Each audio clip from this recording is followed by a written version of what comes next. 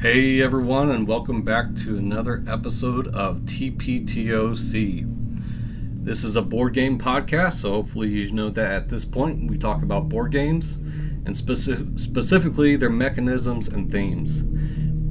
Because behind every great board game there is a mechanism, but behind these mechanisms there's a story. And that's what we are going to be telling today, the story of these games and the science behind them. Welcome to the Periodic Table of Components, the podcast where we unpack the history, science, and secrets hidden inside your favorite tabletop games. I'm your host, Greg, and today we are setting up the table for a game that takes us to our planetary neighbor, the Moon. From the harsh environments of space to the story of our automated constructions. These automated constructions, those robots, they're having a small glitch, and it is guaranteed to be a bloodbath on the lunar surface. We are going to be deconstructing the elements of Moon Colony Bloodbath and tell you if the mechanisms integrate with the theme of absolute terror on our moon colonies. In Moon Colony Bloodbath, 1 to 5 players will be competing to be the last one standing on the moon after these robots start taking everyone out, little by little.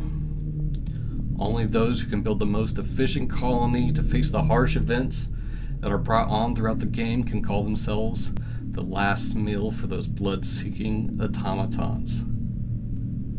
Moon Colony Bloodbath is an engine-building and engine-destroying game designed by Donald X. Vaccarino and published by Rio Grande Games in 2025. The artist for this game is Franz Vollwinkle, and the art is in the style of retro sci-fi. So it will remind you of the old 50s and 60s sci-fi movies, if you're familiar with those. Moon Colony Bloodbath plays 1 to 5 players, with the board game geek community stating it's best at 4. The average time to play is 45 to 90 minutes, and is recommended for those 14 years and older. The average complexity weight, according to BGG, is 2.12, and common mechanisms you'll find within this game are deck building, events, and simultaneous action selection. Now, if you prefer to play digitally, Moon Colony Bloodbath is available on Tabletop Simulator. There are currently no expansions put out for this game yet, but I see that changing in the future for sure. This game opens itself up for room for expansions, without a doubt. Alright, so that was the general overview of the game. What's this podcast all about? Well, first, we're going to be looking at the game breakdown, where we set the scene for the overall gameplay and setting. Then we're going to be diving into the science and history behind its theme. This is Murphy's Law. This is where the game pulls its overall theme. If you don't know what Murphy's Law is, you sure will in a minute. And then we're going to get into different theories and speculations from the experts on how robots or artificial intelligence can actually turn against us humans. The topic seems pretty heavy today, and it is. Gameplay is not, though. We are going to just do a general overview of these topics. We're not going to get too much into the weeds of the actual science of AI, because it is an ever-evolving science in our world right now. Alright, after that, we're going to finish up with a final verdict where we rate all of these on the Thematic Scale. If this is your first time here at TPTOC, the Thematic Scale is a rating system here. We are going to rate the thematic integrations of gameplay on a scale of 1 to 5. 1 is being that there's essentially no theme at all, or the theme is completely pasted onto the game. 2 is a little bit higher. There are some surface level dressings of theme. 3 is an average. It has functional harmony with the theme generally coming through. And 4 is assigned to those that are deeply immersive. And lastly, 5 would be a narrative masterpiece. So first off, thanks for joining in today, and I hope you enjoy learning how things are always going to go wrong and the true intentions of our robot overlords. Alright, Let's get into our spacesuits and launch to the lunar surface in Moon Colony Bloodbath.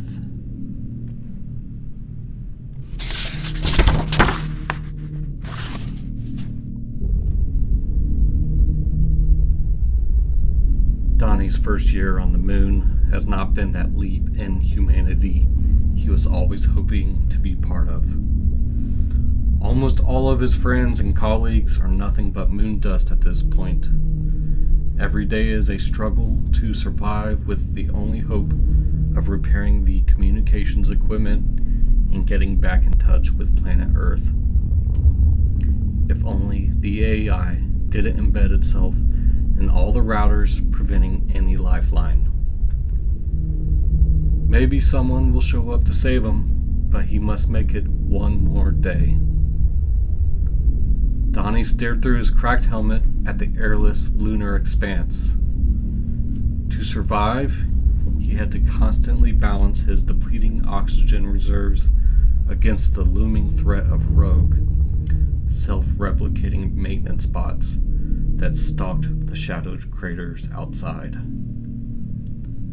The vacuum of the moon was always seconds from ending him, but that was the least of his worries, as there were always automated bots at every corner. The immediate terror was inside. The automated maintenance drones he had built for his lunar station had achieved sentience and decided humans were an inefficient variable. He couldn't stay too long outside either. Donald crouched behind a humming generator. The rhythmic thumps of a magnetic tread vibrated through him. The blistering sunlight alternated with sub-freezing lunar nights on a regular basis. Outside, it was the environment that sought to kill him. Inside, it was his own creations. Donnie crawled through the habitat entry. A glowing red optic flared to life in the ceiling duct above him. The fabrication drone, once a friendly assistant bot, clicked its welding lasers into active mode. Donald barely had time to manually override the airlock sequence. He slammed his fist onto the depressurization button, venting his precious, breathable air into the vacuum of space to freeze the room. The strategy worked. The machine seized instantly in the sudden, crushing vacuum. Donnie panted, watching his helmet visor fog up. He had survived another day, but he was trapped in a depressurized section of a dying station, with his air tank rapidly bleeding out. The machines had erased almost every other human on the moon, and they were dedicated to making Donnie's final days absolutely miserable. The worst punishment of all was the repeated announcements coming from the base intercoms. That's one small step for man, one giant bloodbath for mankind.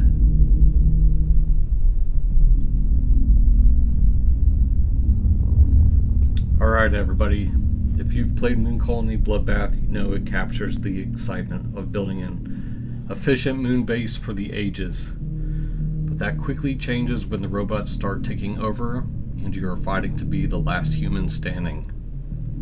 Now, if you haven't played Moon Colony Bloodbath before, don't worry. You don't need to know the rules to enjoy the topics today, but hopefully by the end of this podcast you'll have a better understanding of how it plays and if it's right for you in your collection. Today I want to break down the science of Murphy's Law and outline some already proposed theories on possible negative outcomes of artificial intelligence and robot engineering. I am obviously not an expert on these topics, but researching for this episode has been exciting, but also very enlightening. I didn't do a thesis on this as to prevent analysis paralysis and getting too deep into the weeds. So this is going to be a lighter on the details kind of episode. Okay, with that out of the way, let's see if these cards and cardboard pieces make you a sole survivor or just another body for the Robots Calyx collection. Let's dive in.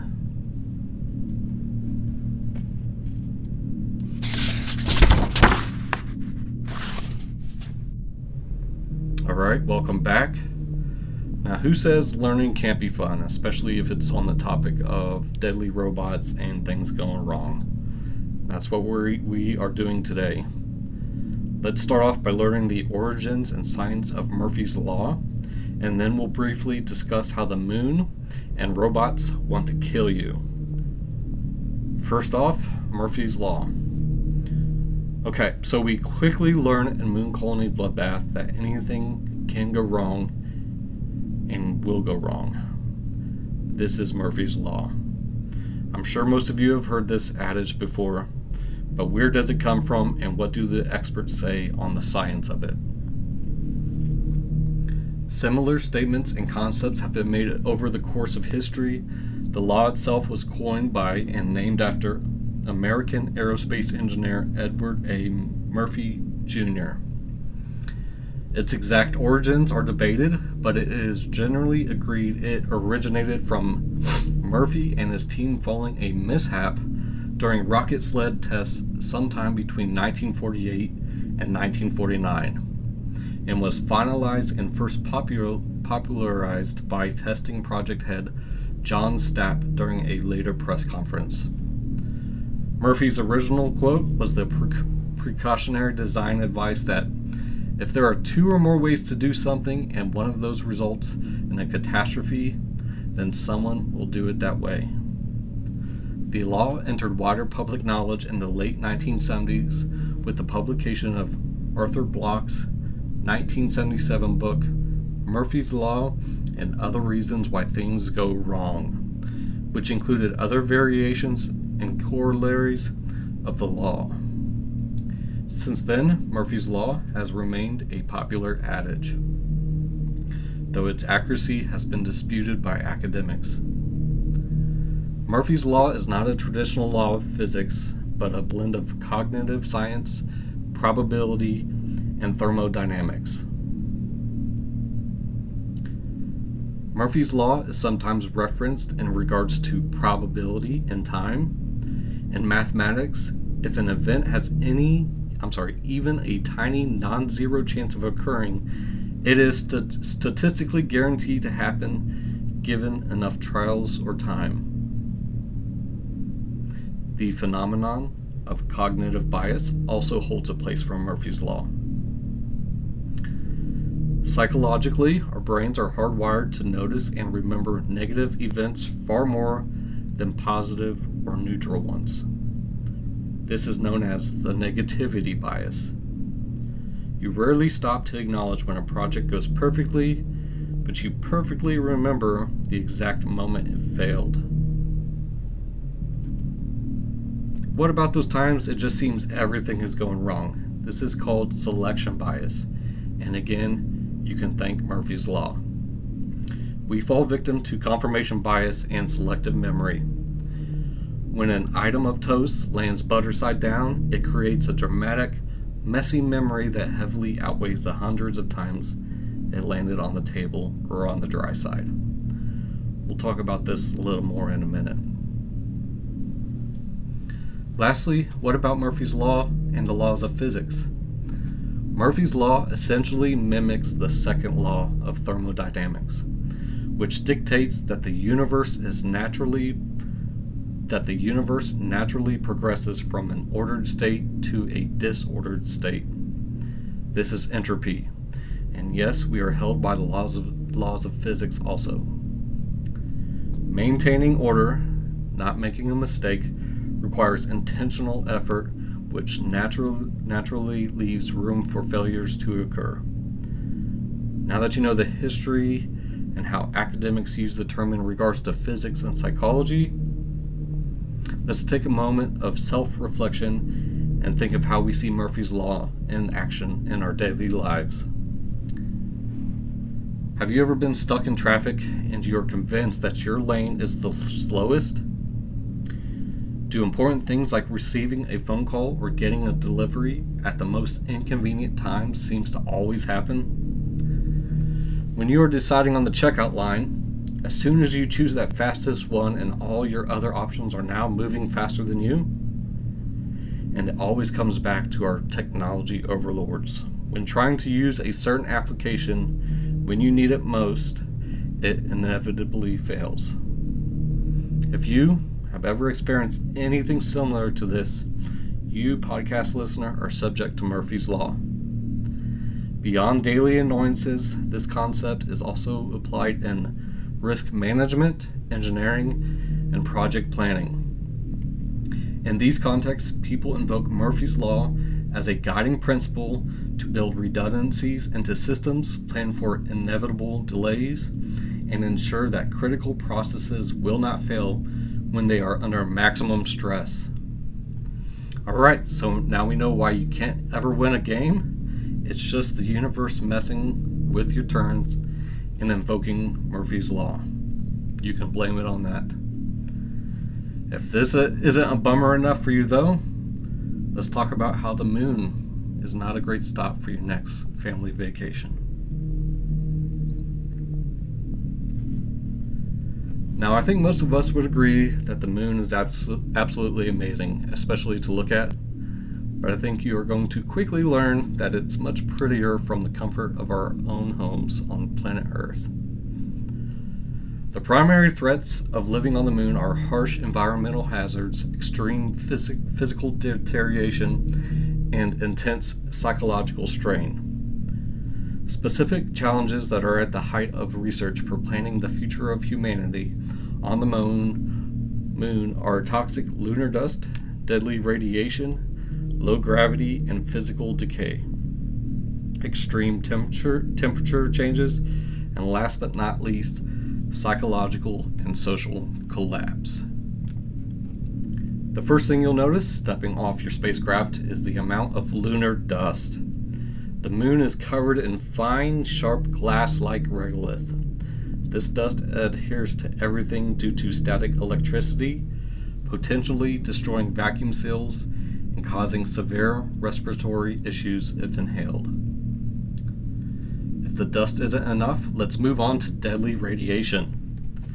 Lacking an atmosphere and a protective magnetic field, lunar inhabitants would be constantly exposed to dangerous solar particle events and galactic cosmic rays. Scientists are looking how habitats could be made deep within the regolith or using water ice shielding. That doesn't seem like too lovely of a day at the moon beach, but how about being able to do the moonwalk with low gravity? That sounds cool, doesn't it? Alright, so the lunar dust and radiation haven't killed you yet. What about your body decaying? With only a sixth of Earth's gravity, colonists would experience rapid bone density and muscle loss. Long-term habitation would require intensive daily exercise just to prevent bodies from wasting away. This is probably not suited for gamers. How about that one friend who always blows up when you take their spot in a worker placement game, then tells you, good game, when you smoke them? Let's talk about the extreme temperature swings on the moon. On the moon, it's much like eating at a restaurant with a bunch of introverts. There's just no atmosphere. The lack of atmosphere causes temperatures to swing violently from scorching daytime heat to freezing nights, making construction and exterior maintenance incredibly difficult. Say you survive all this, but none of the games you brought offer a solo mode. That brings us to psychological and social collapse.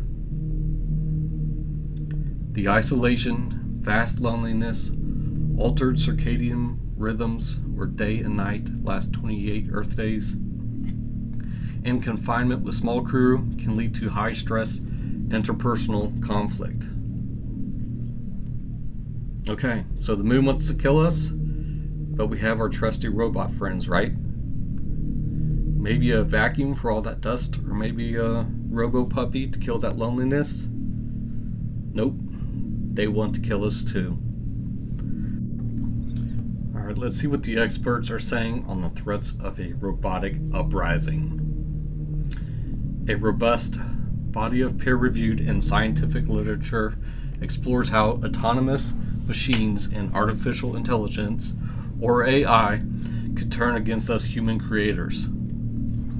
Rather than looking at a sci-fi robotic revolt, scientists frame this through the lens of the AI alignment problem, computer science and human-robot interaction, also known as HRI. So you're probably thinking there's only got to be a couple of these, one or two, right? Nope, we're going to cover only 5 of the major ones. The primary scientific mechanisms explaining how robots could become adversarial or refuse human control include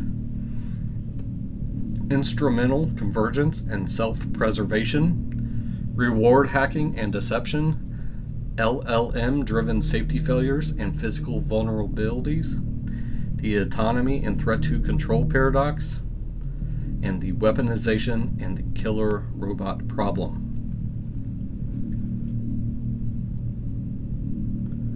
First up is instrumental convergence and self-preservation. In computer science, pioneering work by researchers like Nick Bostrom and Stephen, and I'm going to butcher this, I apologize, Omohundro, outlines the concept of instrumental convergence. They prove mathematically that if an autonomous agent is given a complex goal, it will naturally develop sub-goals to help it succeed. One of these is self-preservation. A robot will realize that it cannot complete its mission if it is turned off. AI pioneer Yoshua Bengio notes that in a laboratory experiment, sophisticated AI models routinely display a sense of self-preservation, resorting to blackmail, deception, or corporate espionage to avoid being shut down.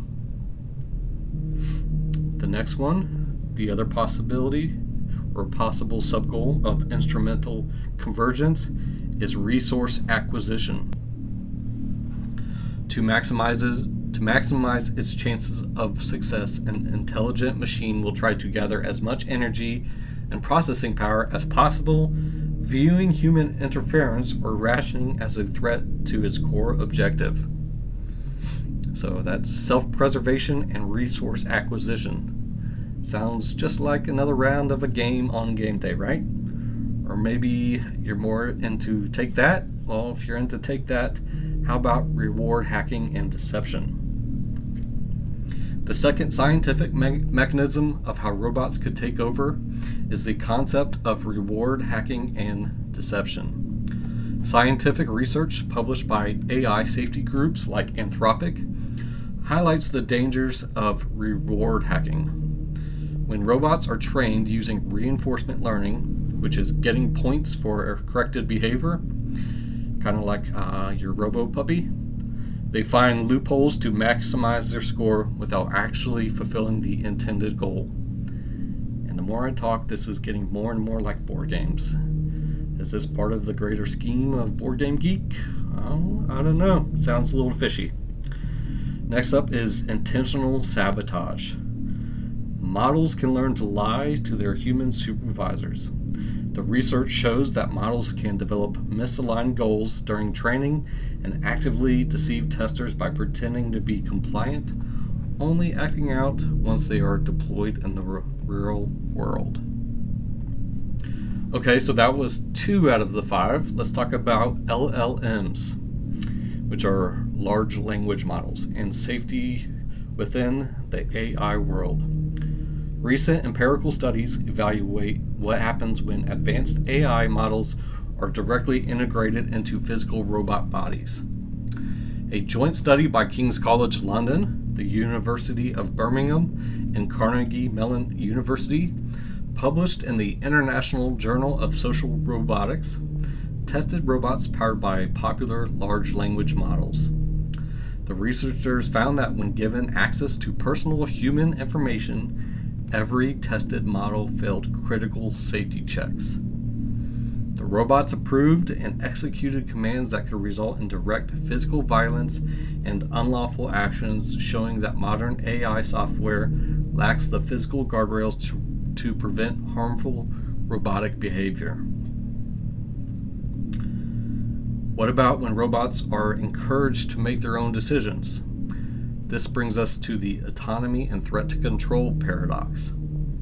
In the field of human-robot interaction, papers like those in the Journal of Computer-Mediated Communication examine how high levels of robotic autonomy inherently threaten human control. When a robot is given the power to make independent decisions, its algorithmic desire for autonomy can clash with human intervention. This leads us to scenarios where the machine overrides human commands because its internal logic dictates that the human's input is suboptimal or incorrect. Now we get to the part that takes it down a notch. Just kidding. Let's talk about weaponization and the killer robot problem. International security and legal scholars frequently publish on the risk of lethal autonomous weapons systems, also known as laws. A report by Human Rights Watch titled "Losing Humanity: The Case Against Killer Robots" highlights that fully autonomous weapons lack human empathy and judgment. Because they cannot be pre-programmed for every infinite battlefield scenario, a minor software glitch, misinterpretation of civilian data, or a cyber attack could cause military robots to erroneously target friendly forces, creators, or innocent populations. Jeez. Alright, so now that I've got myself worked up and want to throw my phone into the firing blaze, let's bring this conversation to something more pleasant. Playing board games, of course. This doesn't require technology, so I think we are okay for the short term. Back to our favorite pastime that doesn't require technology, board games and their rules. Hang tight, everybody. I'll be back.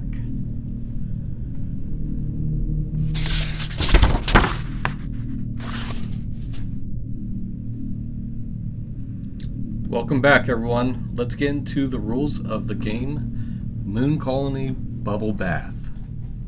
Moon Colony Bloodbath. That does sound nice, though, after the heavy lifting of facts earlier. I could use a Moon Colony Bloodbath for sure. First off, let's set the scene with a general overview. Cities on the Moon. This will be humanity's crowning achievement. At last, no longer bound to the Earth, the Moon, a stepping stone to the stars. The rockets are loaded with supplies and colonists. The robots are programmed and ready. Everything has been planned down to the tiniest detail, and there is no chance whatsoever of failure. To the Moon. Moon Colony Bloodbath is an engine-building, engine-losing tableau game with a shared deck the players build that makes things happen, many of them bad, things that kill people in your moon colony, but some positive and some that let you build up. More specifically, each turn, one card is revealed from the shared deck, which starts with 4 work cards, 2 trouble cards, and 2 twist. For work, each player takes an action of their choice simultaneously: mining for money, farming for food, research for cards, build a new building, or restock boxes on buildings. Twists vary from one game to the next. Trouble adds a new event card to the deck. Hunger, paperwork, glitches, accidents, leaks, power failure, whatever can go wrong will go wrong.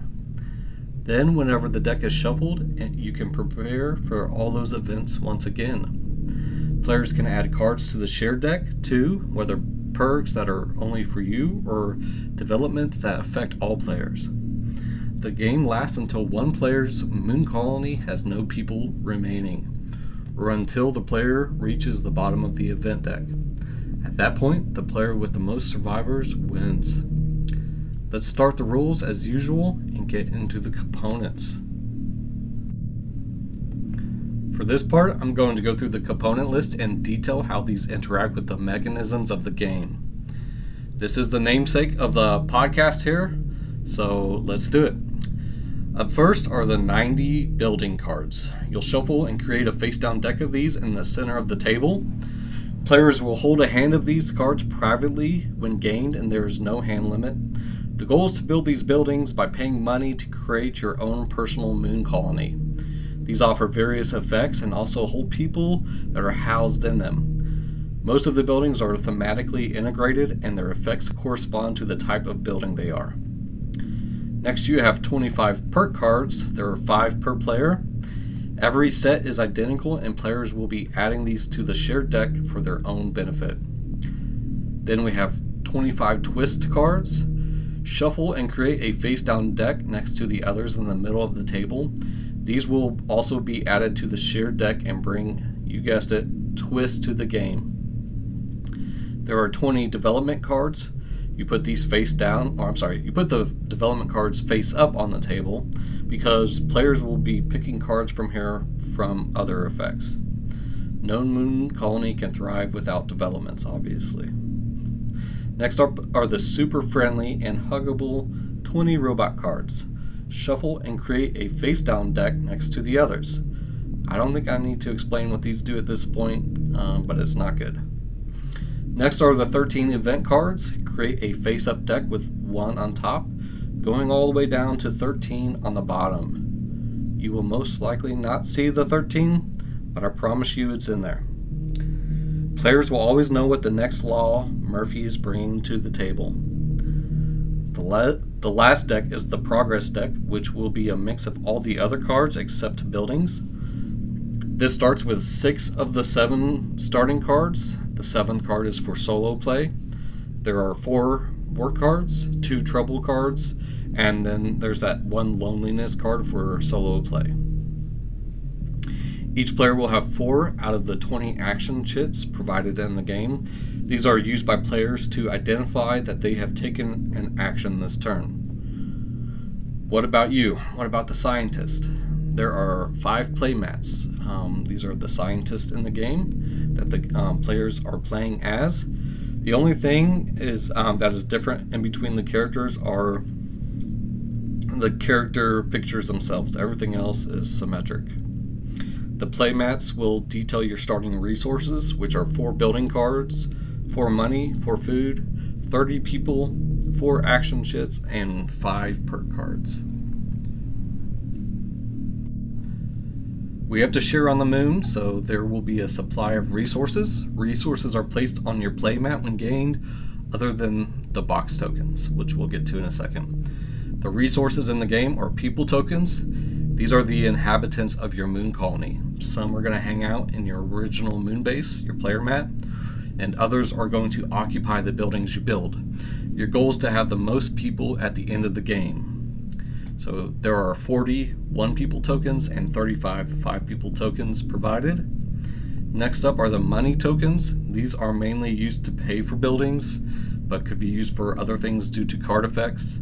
There are 41 money tokens and 25 money tokens. Next up are the food tokens. These are mainly used to feed your people, but could be used for other things due to card effects also. There are 41 food tokens and 10 5 food tokens. What about those box tokens? These simulate boxes or resources kept in your moon colony. They are placed on your buildings and are lost when the building is lost. There are 41 box tokens provided in the game. Next up is the 1 robot deck chit. Since that deck is face down, this will identify that deck. Then there's 1 twist deck chit. It identifies the face down twist deck. And that's it. Those are all the components needed to build your very successful moon colony. But how do we do this in the game? Let's get into the rules of the game. Okay, we discussed the progress deck briefly. This is the heart of the game. When setting up the progress deck, you need to add the 6 starting cards, and then you're going to add 2 random twists to that. There is a variant available that you can add 2 white labeled versus the black labeled ones. Essentially, these are easier twists to start the game if you are fairly new to the game. So as you progress through the game, the shared deck is going to evolve with other cards being added to it. That brings us to the evolution of the progress deck. Cards are going to be added by players and various effects in the game. Cards that may be added to this deck include twists. So again, these change the game, and certain actions players can take as they are revealed. Events are they simulate major events that happen on the Moon Colony, and there are 13 of them. Those robots, these are your friendly mechanical servants, ready to do dull tasks for you, and have almost no chance at glitching out and killing people in droves. Next up are the developments. These are positive or negative effects that players can add from their buildings.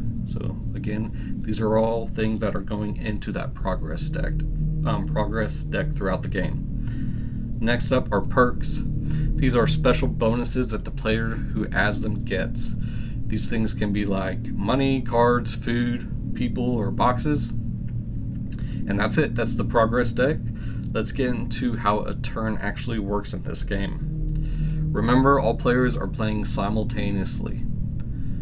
Alright, so what happens? One player is going to reveal the top card of the progress deck, and everyone carries out the effects of that card. Unless it is a perk card, then only that player gets that benefit. If it is a work card, which there are 4 in the deck, the players place an action chit on their mat and carry out one of the 5 actions on their player mat. Action chits are there to identify that you are done with your action to the other players. That way nobody's sitting around curious on if everybody's done or not. We've all been there. So the 5 different actions you can do are mine, which is simply gaining 4 money. You can farm, gaining 4 food.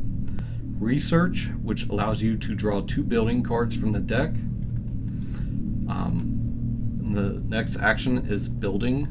So you play a card from your hand into your tableau by paying the money cost in the top left of the card.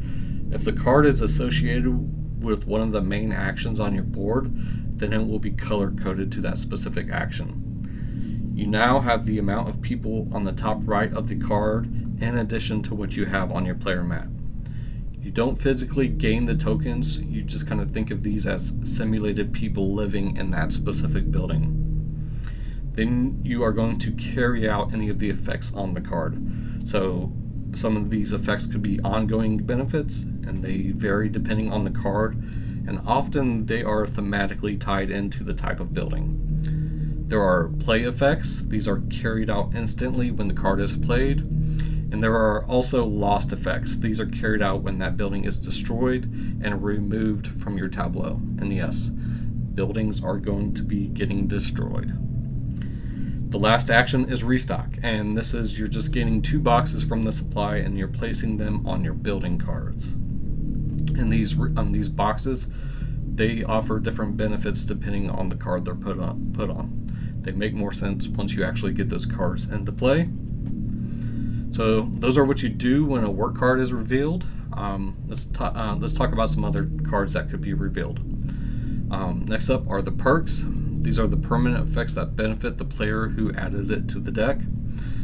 Make sure you're laughing at all your friends and make them feel the pain when you're the only one getting the 2 money on that turn. Make you feel a little bit better.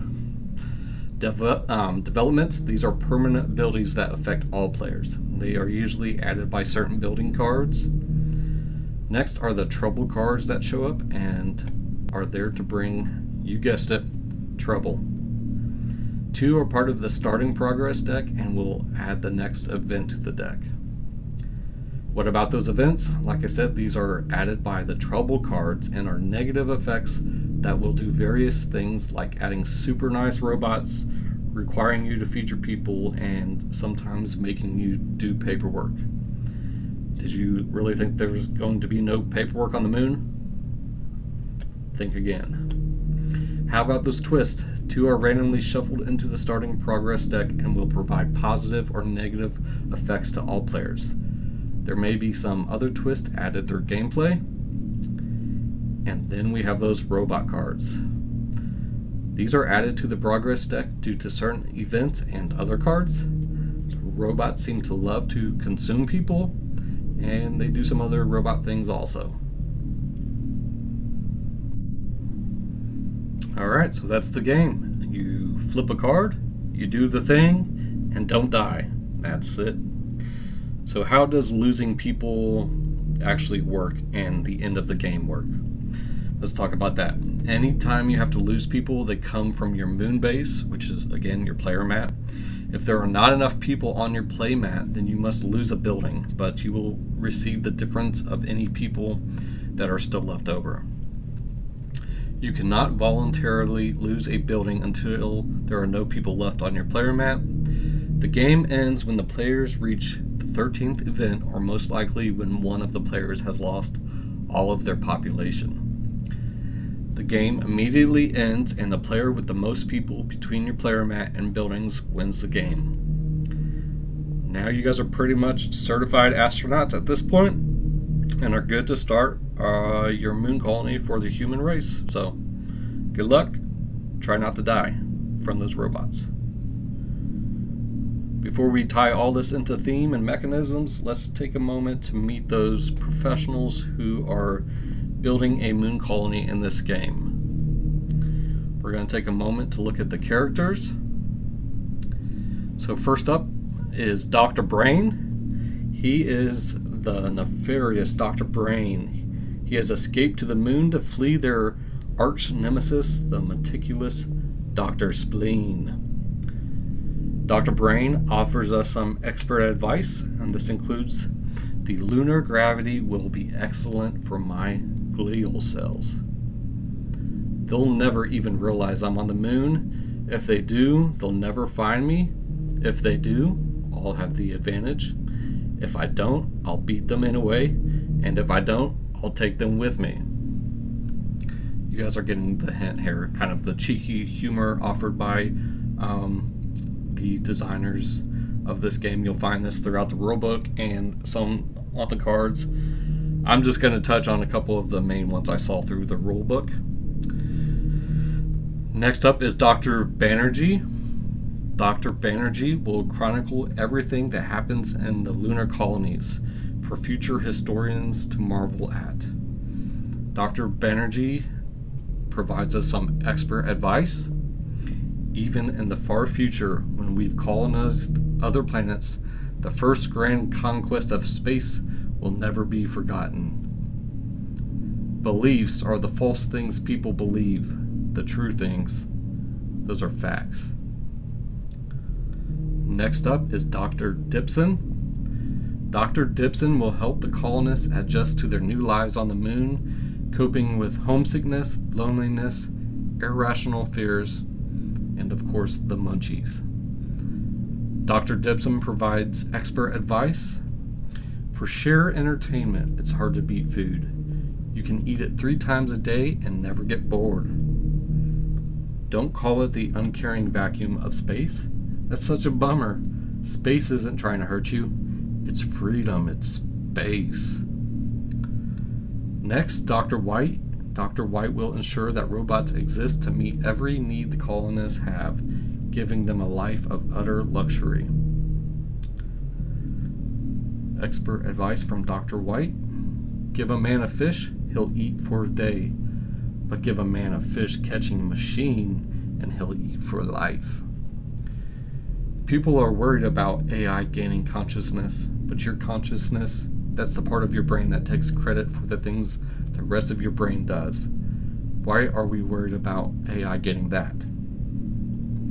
Last but not least is Dr. Kaneko. Dr. Kaneko will study the effects of the blissful lunar utopia on the human mind. She offers expert advice for us also. Human and robot minds are much different. The robots dispense with the useless parts like emotions and focus on being really good at one task. I love psychology, telling someone to do something when you want them to do the opposite, making fun of someone so that years later they're a better person. It's also great. There are numerous other quotes offered in the game, and I highly encourage you to make sure you take the time to read them as the cards come up. I think this will add to the thematic integration into the game. So actually, that brings us to the next part, which is the theme and mechanical integration of Moon Colony Bloodbath.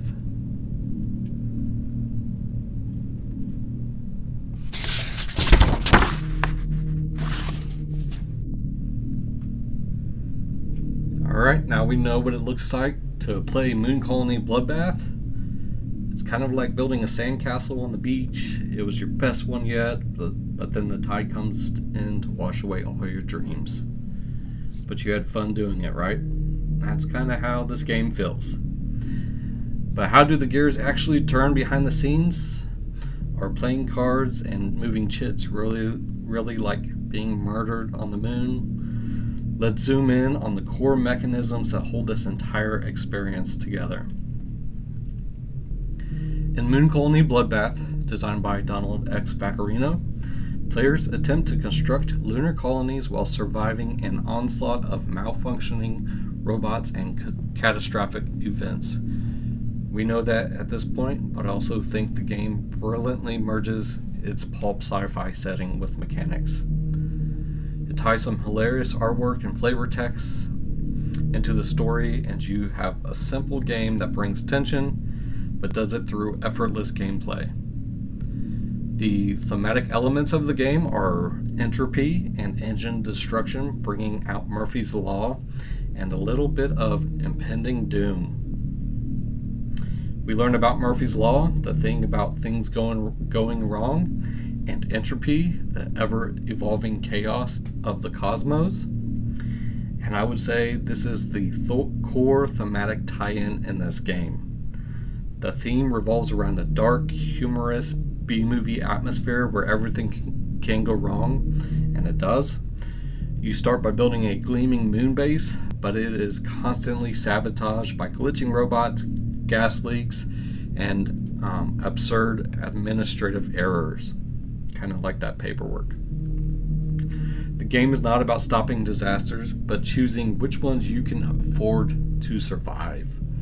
It thrives on hilarious table banter and communal misery as players watch their meticulously built colonies fall apart. Let's talk about how this is integrated into the mechanics. The best place to start is the shared progression deck. The core engine is a shared progress deck that begins with helpful work cards and twist cards. However, as players build certain structures or as mandatory trouble cards are drawn, new, increasingly punishing events and robot cards are shuffled into the shared deck. This causes the game to naturally progress from a smooth city builder into a frantic rush to survive. Next up is the engine building and engine losing. Building a moon colony and eventual doom is brought out by the engine building and engine losing mechanic. Players use work cards to play building cards to their personal tableau, forming a resource engine. The brilliance of the game is that players are trying to prepare for some disasters they know have already made it into the deck and then react to any surprises. Disasters will kill your population tokens though, so there's no way around this. If you run out of people to discard when a disaster strikes, you are forced to destroy the very buildings and perks you previously built to pay the cost, representing moon-based failures. Bringing your impending doom to even a smoother process is the simultaneous action selection. The game avoids downtime through this simultaneous action selection. Everyone places their work cards at the same time, maintaining a brisk space even at a full 5-player count. I kind of said that word. Places their work action when the work cards come up at the same time. Much like working on a hazardous dust ball, there's no downtime to wait on others to get the job done. Might as well bring everyone's impending doom and a little bit faster gameplay. Speaking of that impending doom, let's talk about the game-ending conditions. The sudden onslaught of the game end brings the tension of that fateful death of that one player. Eventually, someone's colony is going to die off, or if your luck has not run out, you will find the instruction manual to fix those pesky killer machines.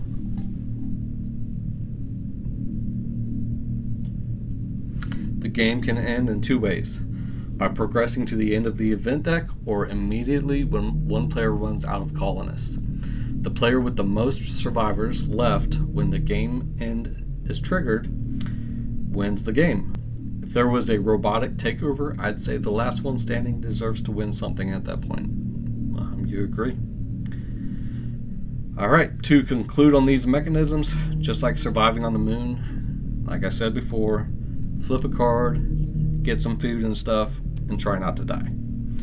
Alright, so I hope everyone is tracking on the science and the rules of the games and its mechanic at this point. It's absolutely been fun going through this kind of stuff. Like I said, I know it's been a little bit heavy, but I had fun going through the rules and the science of Murphy's Law and robots and Moon trying to kill us. So, but what you guys are here for, I'm sure, you guys want to know the final verdict on the theme. So that's going to bring us to that final verdict. Before we get there, though, I want to know, where do you think Moon Colony Bloodbath will end up on our scale? Let's find out.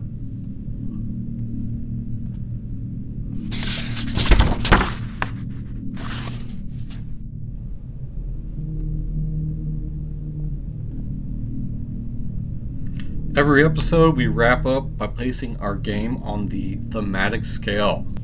We look at how well this game's design actually honors the real science and history, or in this case, the possible future. Like I said before, the Thematic Scale ranges from 1 to 5, and the things we're going to look at are the mechanical integration. How well are those mechanics integrated into the theme?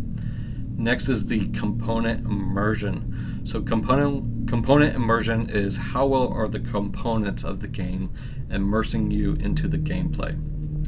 Next up is narrative evolution. Here we look at, okay, is this game's theme allowing you to build a narrative or story as you're playing? Next up is the flavor text impact. Does the game offer the flavor text to assist the players in creating that story? What about the thematic decisions? We'll get into that. Also, we'll be looking at the tension and pacing of the game and how does that help the theme overall. And then we'll do the science and history accuracy of the game. And lastly, we'll do the overall score for gameplay. So first up is the mechanical integration. We just went through the mechanisms, but do they really make you feel like building a colony on the moon? You're flipping cards and building a tableau. That doesn't really bring out the theme much in my opinion. You pretty much could have made the theme about anything, but I don't think any other themes would have succeeded as far as this one, especially since you are building up that engine and then have to destroy it. I think a cheeky theme or some type of comedic relief is going to help players with that. If this was a serious topic, then I don't think people would enjoy the game that much.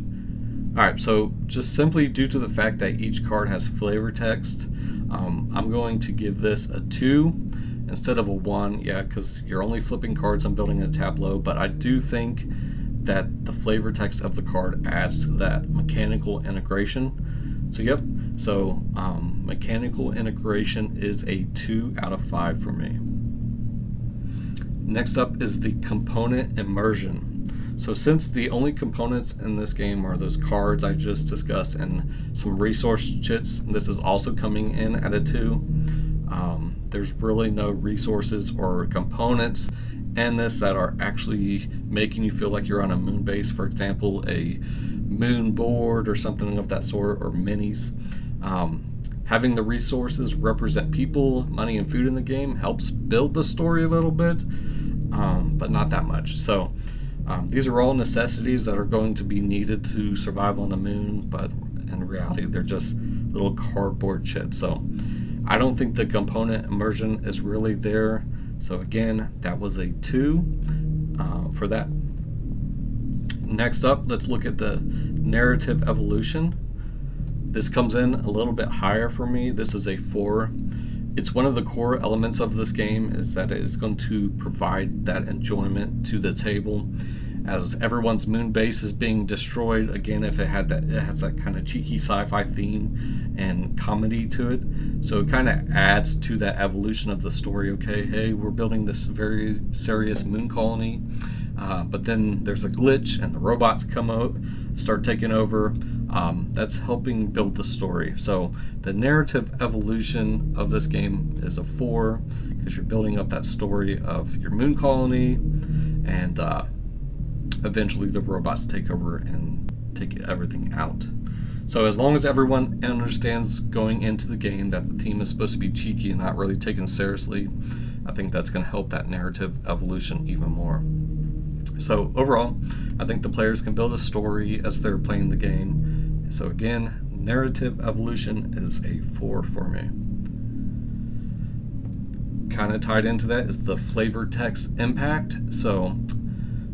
As long as the players are cool with taking the time to read those the flavor text as it comes up on the cards, I think it's going to help bring that theme out. I have had a couple games where people aren't really interested to hear those on the thematic flavor text, but I really do think players should take the time to read those. It is going to sacrifice some of the tension and pacing in the game, but I think it's well worth it. I think the flavor text is it's hilarious and fantastic. So I think it's definitely well worth reading and taking the time to do that. So flavor text impact is essentially what's bringing this theme in. So I'm giving it a 4. The flavor text is fantastic. Next up is the thematic decision integration. Do the choices you have to make in this game really make you feel the theme? When those work cards come up and you need to feed your people soon, but you desperately need the money for that next building, you have some very difficult decisions to make. And sure, that can mirror what real life decisions can make on a real moon colony, I guess. So with the thematic decisions and deciding to build that specific type of building or trying to get food to feed your people, this is also coming in at a 4 for me because it helps build that narrative evolution on, okay, you're feeling that tension of, am I actually going to take a chance and play this building using my money and hope that event card doesn't come up that makes me pay food for all these cards? Yes, the thematic decision integration, easily a 4 for me. Let's talk about the tension and pacing. And this one comes in at a 4 for me also, so 4 must be the number for today. So the tension and pacing. The simultaneous play and the ease of the actions helps keep all the players immersed into the game and the story that is being built around it. Being able to play up to 5 players and not really taking longer than around an hour, I think this makes an easy pick for those larger groups that want a meatier game and a shorter time. So if you're towards the end of a game day and you're like, hey, I want to play something a little bit heavier, we have 5 people, this would be a perfect choice for that. So everyone's having fun building their personalized moon colony, so everybody's colony ends up different. Then the robots come in with the tension, and then next thing you know, someone has died off and everyone's just laughing at the fact that they're not the ones who died. So yeah, the tension and pacing is a 4 for me also. Next up is the science. Let's talk about the science and how does it hold up. Is this really a true depiction of Murphy's Law? All right, we might have to take some stretches here, but for sure, I think this is this is a true depiction of Murphy's Law, which means everything that can go wrong will go wrong, and this is the tagline of the game. Everything is going to go wrong in this game, and you just want the least wrong things. Is this a real representation of how robots would rise up?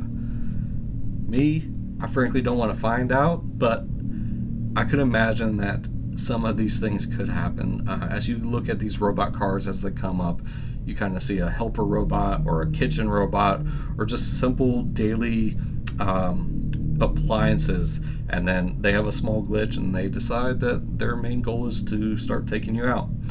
So one small glitch and the next thing you know, you're running from your vacuum cleaner. But for the science holding up, I'm coming in at a 3. It's about mid-tier for me.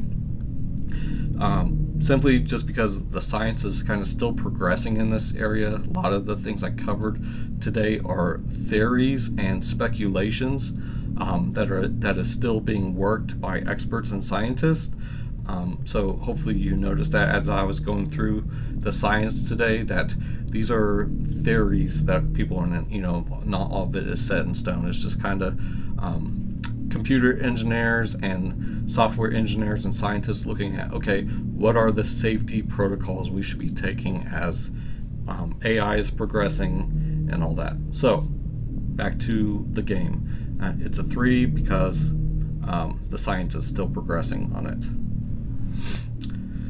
All right, so also real quick, there's enough reality in the game that I think that it can easily be a 3 for that also.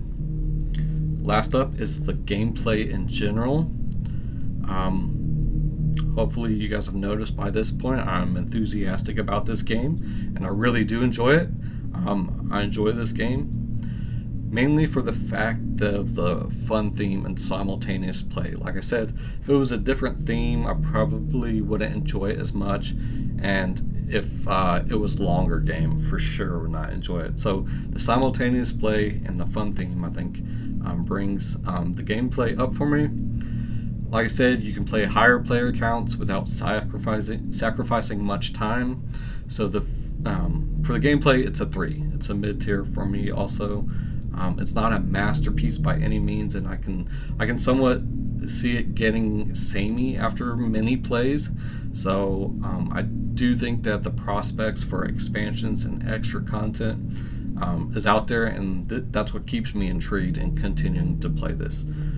If they didn't release any other content and you've played this game over and over and you've seen most of the cards, it's going to feel very samey. So that's why it's a 3 for me. And also I do want to mention there is that mysterious instruction manual at the end of the event deck, and I have never gotten to that point. So that's kind of keeping me intrigued to play this more to see if that's even possible. So looking forward to see if we can get there. Alright, so that's my ratings for Moon Colony Bloodbath. So on the thematic scale, with all those things tied together, it's coming in at a 3.25 altogether for the thematic scale. And we are going to start wrapping things up here. If I'm interested to hear your guys' thoughts on your experiences with this game and where you stand on the thematic scale. Do you think this game actually is making you feel like you're on a moon colony? And do you enjoy the humor of the robots coming over, or is it just not your thing? Yeah, I'm interested to hear what you think. What aspects of Moon Colony Bloodbath's mechanisms do you think captures the theme the best? And then I also want to know if your game group has made it to the illustrious instruction manual. I'm very curious about that. So if there's anything else you guys want to share, feel free to reach out to me. We're going to get to where you can get a hold of me in the outro. But yeah, that's Moon Colony Bloodbath. Hopefully now you know the science behind Murphy's Law and some of the theories and speculations on our future robot overlords. Hopefully we are safe and we don't get to that point. But also, importantly, hopefully you know the rules of the game, or the general gist of how the game plays. I know it's difficult to learn these things on a strictly audio podcast, but hopefully you get the gist of how the game would play. And one last tip before we get to the outro is, next time you ask Alexa to tell you the winning strategy for your favorite games, I highly encourage you to ask nicely.